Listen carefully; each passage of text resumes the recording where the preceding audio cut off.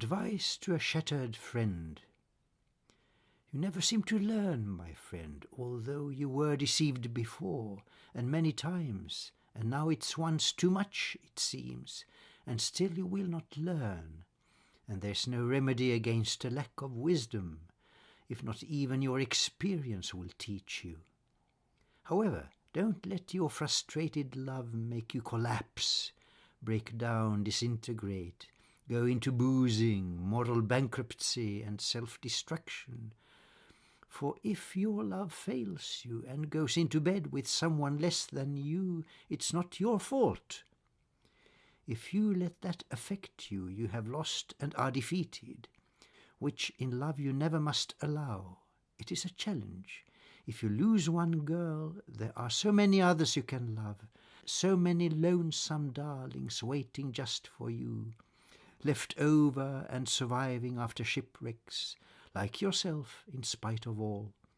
And no survivor ever will admit defeat. If you have lost one whom you loved because she found another, there will be no end to all those others who deserve you more than she.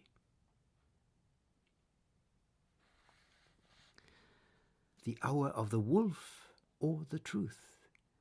When you wake up at night too early in the morning from a nightmare in cold sweat of losses and of being used, and can but think of him or her, that partner who betrayed you, who saw personal relationships as a means to use to only further one's own interests, then it's time for a divorce.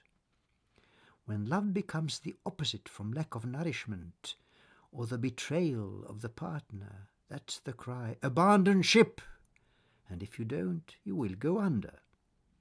Sail away while there is time, while there is still a lifeboat, and a possible escape from the black hole of anger constantly increasing, violence and force and furious melodrama, feelings of injustice and grim violation, hopelessness, despair, and nightmares without end, that just will suck you down, in one way only, down the drain, into the bottomless and final abyss of inevitable immolation.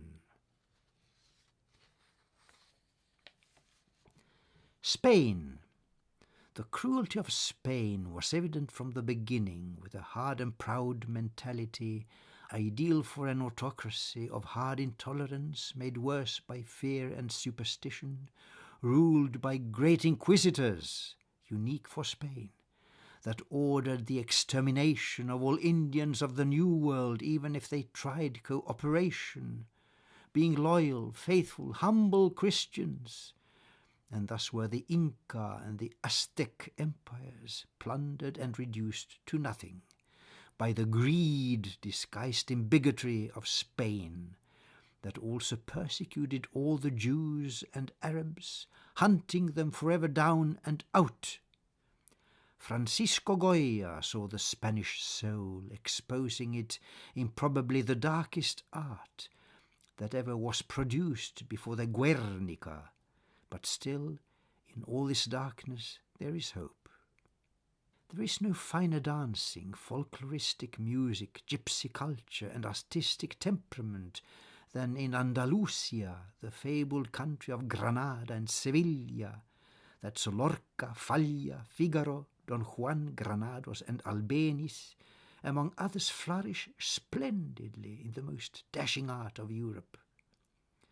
Forget the bullfights, Francoism, the Civil War, the Inquisition horrors, the intolerance and bloody history, and sing and dance instead, all night at the bodegas, that will outlast all the lunacy of history. Spanien.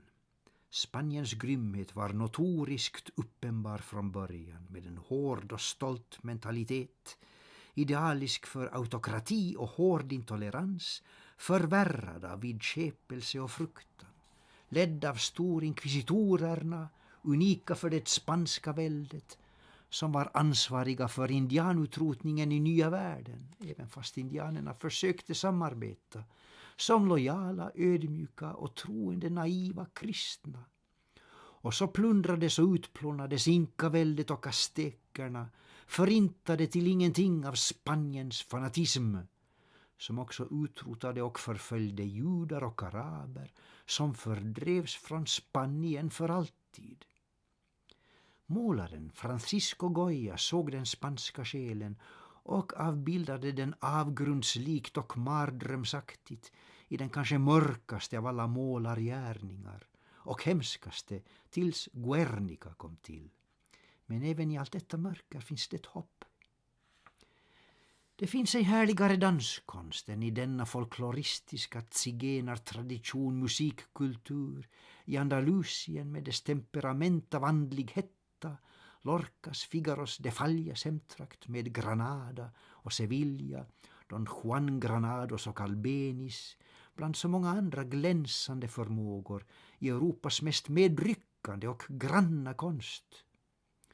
Så glöm då Franco-diktaturen och tjurfäktningarna, det omänskliga inbördeskriget och inkvisitionen, denna långa blodiga historia av intolerans, och sjung och dansa fritt istället, hela natten i botegan, under smattrande energisk eld av kastanjetter, vars musik skall överleva all historiens fåfänga och dårskap.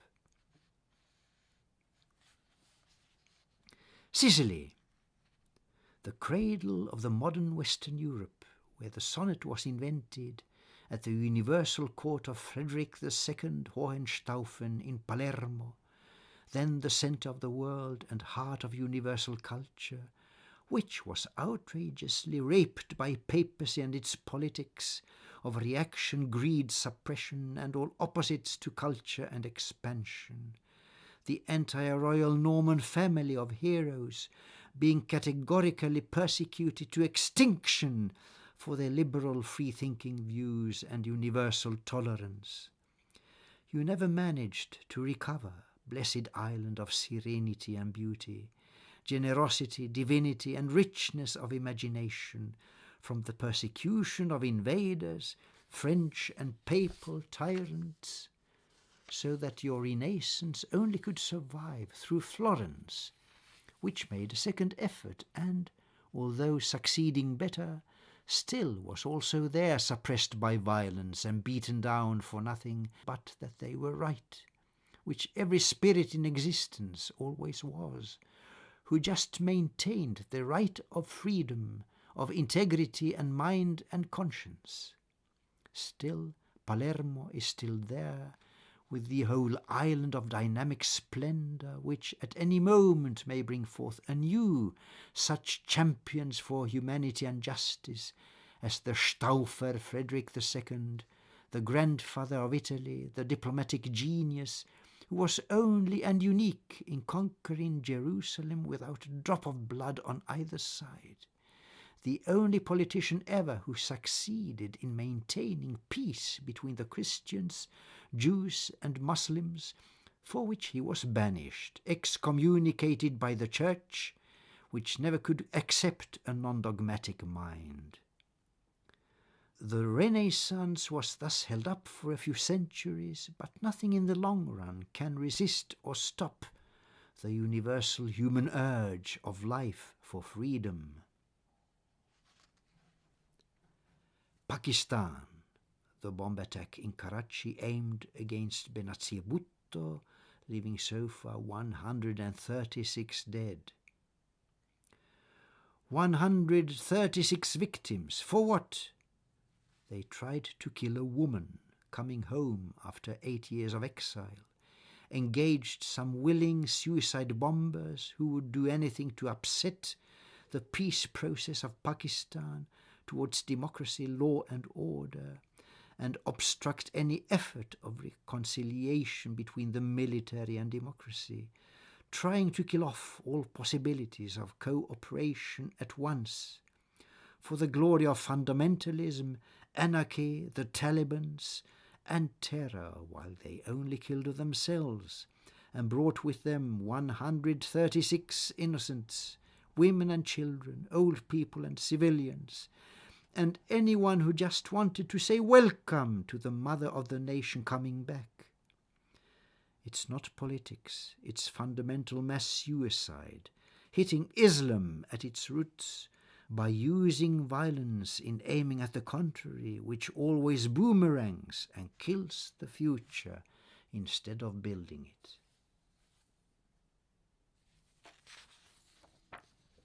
No prostitute. Sorry that I am no good for you, no money, no position, no means to spoil you, no driver's license and no property, but only failures, bankruptcies, defeats, adversities and trials is what I can offer. And I am afraid I am not even good for company, just working, boring hard all of the time. No time at home, no time for sex, no luxuries, no banquets, nothing special and no evenings out. Just humdrum hard work all the time and nothing for it. Well, at least I am no prostitute. Our world.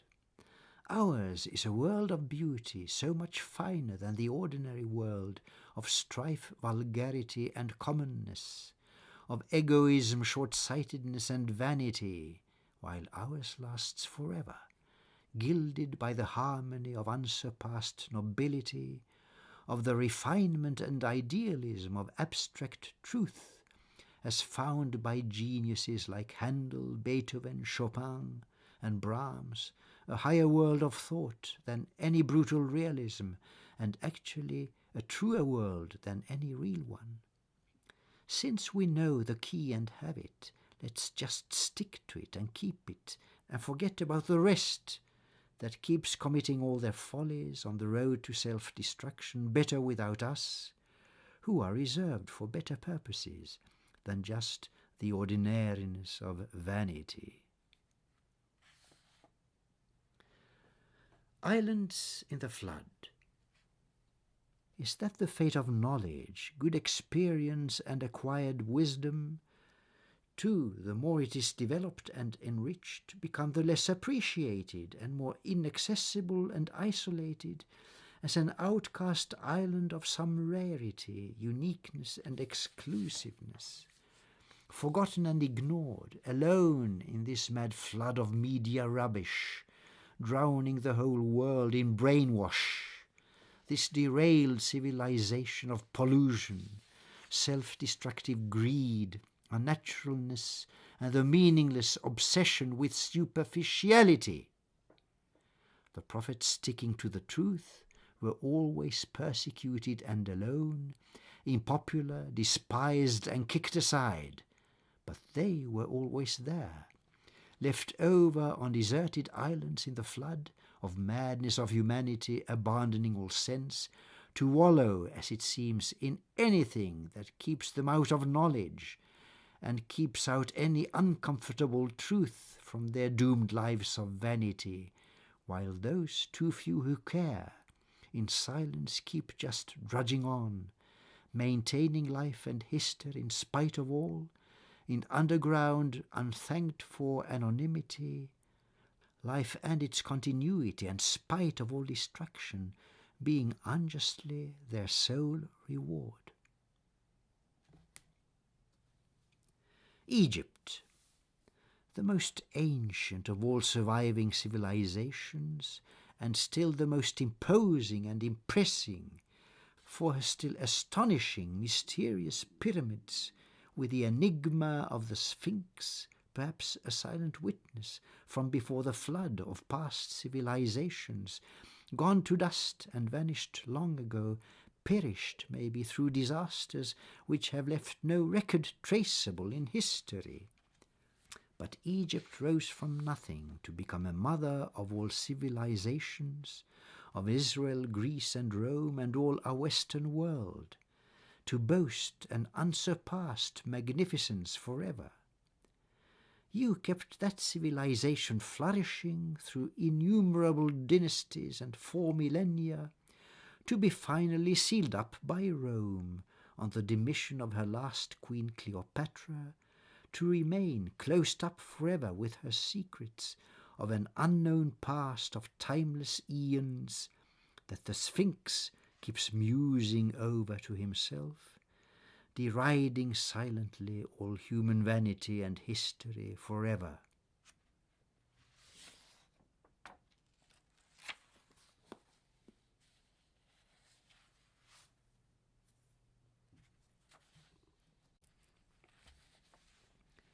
The betrayal of beauty. The lover declining an invitation. Sorry, but I dare not risk again to find other lovers in your home, or that they come visiting while I'm with you. I'm afraid this argument will be considerable, circumstantial, comprehensive, difficult and hard for this dark lady of the sonnets, who used men for selfish means, and used her beauty ruthlessly, to without judgment treat them as the servants of her whims, as slaves, in fact, for her fanatic feminism. The problem was that she was beautiful enough to make them flock around her, lose their senses for her beauty, and allow themselves to even be deceived by her, as she replaced each lover with another, calling them all, naturally, only friends. The fact is that they all loved her, while she loved no one but herself, a victim and a slave to her own charm and beauty, failing to observe that there was anyone but her in that small world of hers. When finally she was looked through by those she had been using for no ends except her own, who never had been thanked for all their services, and found her finally to be without a trace of honesty, she had deceived them all with yet another lover, while they slaved for her for months, which was not found out until after 4 months by another ex of hers, quite accidentally, of course, and only then she had to tell them why she had been lost to all her friends for such a long time without answering communications. She is now notorious, and there's nothing I can do about it. I did everything I could for her, and find myself now free of all responsibility. It's difficult to be a woman, and as difficult to be a man, when you cannot stop loving her, no matter how much she herself betrays her beauty, while you stay on stuck with her, because you only see the beauty of the soul, to which you can but stay forever faithful. Missing.